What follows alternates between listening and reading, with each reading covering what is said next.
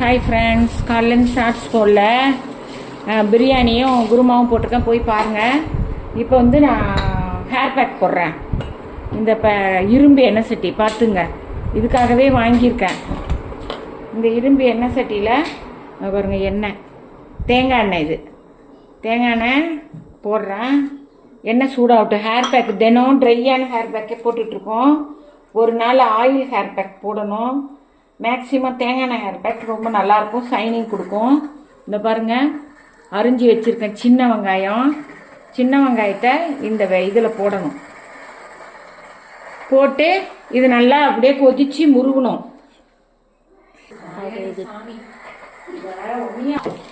எண்ணெய் பாருங்கள், தேங்காய் எண்ணெயில் இந்த வெங்காயம் அப்படியே கொதிச்சிட்ருக்கு பாருங்கள்.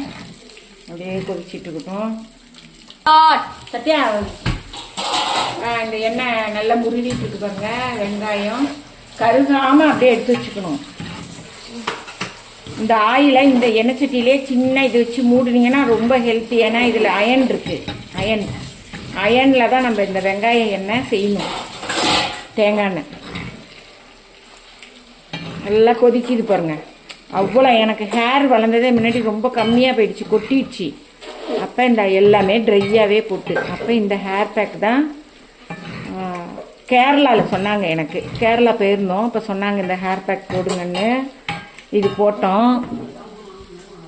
கடையில் நல்லா இந்த பதம் இருக்குது பாருங்கள். இந்த பதம் கரெக்டான பதம்.